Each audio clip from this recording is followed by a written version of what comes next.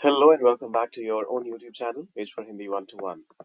गणतंत्र दिवस, Republic day, इसके बारे में मैंने कुछ बेसिक के स्टेटमेंट्स लिखे हैं और फटाफट से इनको करते हैं ट्रांसलेट।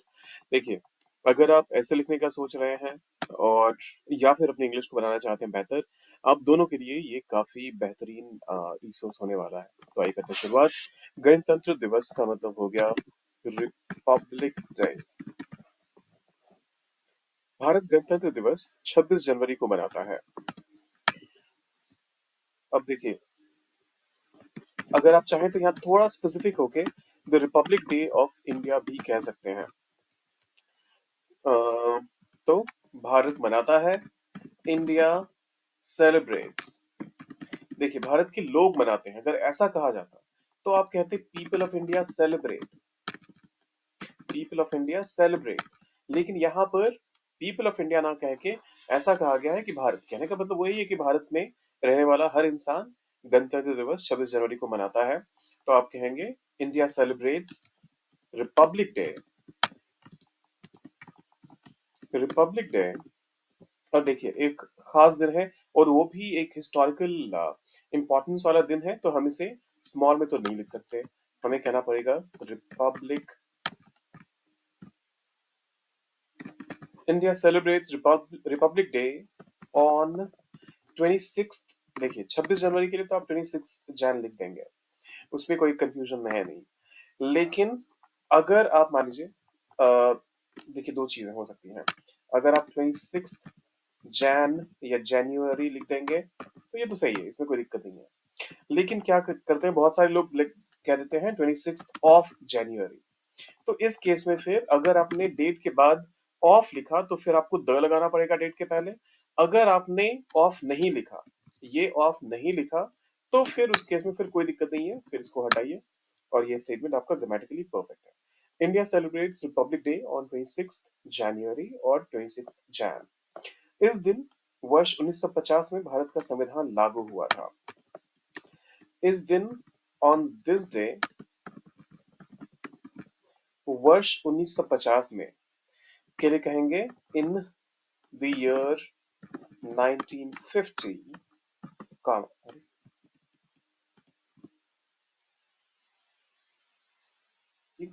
अपने आप ही कर्सर कहां से कहां चला जाता है। इन दिस, अब कंफ्यूज हो गया मैं खुद ही। Okay, so on this day in the year 1950 और फिर कॉमा, भारत का संविधान लागू हुआ था। तो भारत का संविधान के लिए आप कहेंगे द कॉन्स्टिट्यूशन। और कॉन्स्टिट्यूशन अपने आप में एक प्रॉपर नाम तो नहीं है, लेकिन हमें यहाँ पता है कि हम कौन से देश के संविधान की बात कर रहे हैं, तो इसे कैपिटलाइज करना जरूरी है। The constitution, constitution, the constitution of India. अब लागू हुआ था, आप कहेंगे केम इन। अब देखिए, कम इनटू फोर्स का मतलब होता है कोई भी चीज लागू हो जाना या फिर जारी हो जाना। यहाँ पर हम कम इनटू फोर्स का ही इस्तेमाल करेंगे। सो on this day in the year 1950 the constitution of India came into force. On this day in the year 1950 the constitution of India came into force. संविधान भारत का सर्वोच्च का, माफ कीजिएगा, ये कर्सर मेरे साथ गेम खेल रहा है, पता नहीं क्यों ये ढंग से काम ही नहीं कर रहा। ओके, संविधान भारत का सर्वोच्च कानून है। कॉन्स्टिट्यूशन ऑफ इंडिया भारत का सर्वोच्च कानून है इज, सर्वोच्च के लिए आप द सुप्रीम और कानून के लिए आप लॉ का इस्तेमाल करेंगे। The constitution of India is the supreme law of India. अब देखिए, यहां पर संविधान भारत का सर्वोच्च कानून है, इसमें तो भारत का एक बार ही कहा गया है, लेकिन यहाँ पर मैंने इसके ट्रांसलेशन में दो बार इस्तेमाल कर लिया और ये कई बार लोग बाय मिस्टेक कर देते हैं, तो इस चीज का थोड़ा सा ध्यान रखिएगा ट्रांसलेट करते हुए। अगर हिंदी में इसको एक बार ही लिखा गया तो इंग्लिश में दो बार मत लिखिए। The constitution of India is the supreme law, या फिर the constitution is the supreme law of India. इन दोनों में से कोई भी एक इस्तेमाल कर लीजिए, दोनों बार ऑफ इंडिया कहने की जरूरत नहीं है। यह सभी भारतीयों को समान समान अधिकार यह सभी भारतीयों को समान अधिकार देता है। यह देता है दिस गिव्स अरे गिव दिस गिव्स यह देता है समान अधिकार। समान अधिकार के लिए आप इक्वल राइट्स का इस्तेमाल कर रहे हैं। दिस गिव्स इक्वल राइट्स और किनको देता है? हर भारतीय को या सभी भारतीयों को। To all Indians. This gives equal rights to all Indians. This gives equal rights to all Indians. गणतंत्र दिवस एक राष्ट्रीय पर्व है। रिपब्लिक डे रिपब्लिक डे अब रिपब्लिक डे जो है वो एक नेशनल फेस्टिवल है, तो हम कहेंगे is a national festival. Republic day is a national festival. Republic day is a national festival. इस दिन देश भर में उत्सव मनाया जाता है। दिस डे उत्सव मनाया जाता है। तो अब दिस डे से आप स्टार्ट नहीं कर सकते, इसमें थोड़ा सा ऑकवर्ड हो जाएगा फिर वो फ्रेजिंग। तो आप कहिए उत्सव मनाने के लिए आप कह सकते हैं celebrations are held. Celebrations are held. क्योंकि ये उत्सव अपने आप तो मन नहीं जाता, तो हमने इसे पैसिव में लिखा। और ये एक पैटर्न है, हर साल ये चीज होती है और रिपीट होती है, तो इसी वजह से हम इसमें सिंपल प्रेजेंट टेंस का इस्तेमाल कर रहे हैं, जिसका फिर हमने पैसिव फॉर्म लिख लिया यहाँ पर। सो सेलिब्रेशंस आर हेल्ड देश भर में। इसके लिए आप कहेंगे इन दी इंटायर कंट्री या फिर through out the country. So through out throughout the country. Celebrations are held throughout the country और फिर यहां पर आपने कहना पड़ेगा on this day. Celebrations are held throughout the country on this day. Celebrations are held throughout the country on this day. राजधानी दिल्ली में मुख्य समारोह होता है। तो यहां पर फिर से राजधानी दिल्ली से आप शुरू नहीं कर सकते, तो इसके लिए मुख्य समारोह द मेन मुख्य के लिए और समारोह के लिए सेलिब्रेशंस का इस्तेमाल करेंगे हम। द मेन सेलिब्रेशंस हैपन कहाँ होता है ये? इन द कैपिटल या फिर इन द कैपिटल सिटी भी कह सकते हैं, मैं सिर्फ कैपिटल कह रहा हूं। और फिर दिल्ली। चलिए, the main celebrations happen in the capital Delhi. अब चाहें तो टेक प्लेस का भी इस्तेमाल कर सकते हैं हैपन के बदले, वो भी सही रहेगा। The main celebrations take place in the capital Delhi. राष्ट्रपति जी लाल किले पर ध्वजारोहण। यहाँ पर एक गड़बड़ हो गई है। राष्ट्रपति जी इंडिया गेट पर 26 जनवरी को तो इंडिया गेट पर होता है ना, तो मैं इसको करेक्ट कर देता हूँ। लाल किले पर 15 अगस्त को जो प्रधानमंत्री जी होते हैं वो झंडा फहराते हैं या ध्वजारोहण करते हैं। सो राष्ट्रपति जी के लिए आप कहेंगे द प्रेसिडेंट। ध्वजारोहण करने के लिए या झंडा फहराने के लिए आप हॉइस्ट का इस्तेमाल करते हैं। हॉइस्ट मतलब फहराना, लेकिन यहाँ पर एक इंसान की बात हो रही है, द प्रेसिडेंट। सो हॉइस्ट्स। और किस चीज को फहराते हैं? The flag. The president hoists the flag at the India Gate. अब देखिए, यहां पर एक और चीज का आपको ध्यान रखना पड़ेगा। अगर आप ये देखें, इंडिया गेट ये एक प्रॉपर नाउन है और इसके ठीक पहले आपको एक आर्टिकल लगाने की आवश्यकता है या नहीं है, या फिर मान लीजिए अगर लाल किला ही लिखा होता तो उसके आगे आपको कोई प्रॉपर नाउन लगाने की आवश्यकता है या नहीं। ये आप बेशक बस इस चीज से समझिए कि जो भी फेमस लैंडमार्क है किसी भी देश का हो सकता है वो, तो उस केस में आप हमेशा उनके पहले एक आर्टिकल, डेफिनेट आर्टिकल द का इस्तेमाल करते हैं। नाम तो ऑब्वियसली उनका होगा, तो वो प्रॉपर नाउन ही होंगे। इंडिया गेट हो, रेड फोर्ट हो, कुतुब मीनार हो, लाल क्या बोलते हैं अपना ताजमहल हो, या कोई भी ऐसा फेमस लैंडमार्क हो इन सब के पहले आप द का इस्तेमाल जरूर करिए। The president hoists the flag at the India Gate. आप फ्लैग के बदले चाहें तो ट्राई कलर का भी इस्तेमाल कर सकते हैं। ध्वजारोहण करते हैं तो यहाँ पर ये ध्वजा किस कलर का है आप उसका बेशक हिंदी में नहीं लिखा गया है, लेकिन आप चाहें तो ट्राई कलर का इस्तेमाल कर सकते हैं। इसके बाद राष्ट्रपति जी राष्ट्र को संबोधित करते हैं। इसके बाद आफ्टर दिस राष्ट्रपति जी संबोधित करते हैं। द प्रेसिडेंट, अच्छा एक चीज, आफ्टर दिस के बाद एक कॉमा ये मिस हो गया, और ये मैं आपको हमेशा बताता रहता हूँ। राष्ट्रपति जी इंडिया गेट पर ध्वजारोहण करते हैं। यहाँ पर राष्ट्रपति जी एक जो डेजिग्नेशन है उसके साथ उनका नाम नहीं लिखा हुआ है, तो ऐसे में प्रेसिडेंट को कैपिटलाइज करने की जरूरत नहीं है।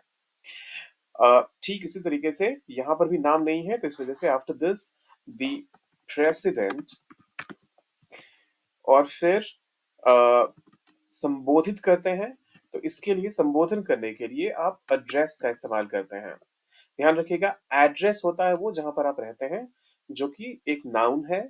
और जब एड्रेस कहते हैं, सॉरी एड्रेस कहते हैं आप, तो इसका मतलब होता है कि एक ग्रुप को, एक लार्ज ग्रुप को, जब कोई एक इंसान बात करना चाहे, अपनी बात सुनाना चाहे, तो इसके लिए संबोधन हिंदी में और इंग्लिश में एड्रेस का इस्तेमाल होता है। स्पेलिंग सेम होता है, प्रोनाउंसिएशन बदल जाता है। एड्रेस संबोधन, एड्रेस पता। So after this, the president addresses राष्ट्र को, the nation. After this, the president addresses the nation.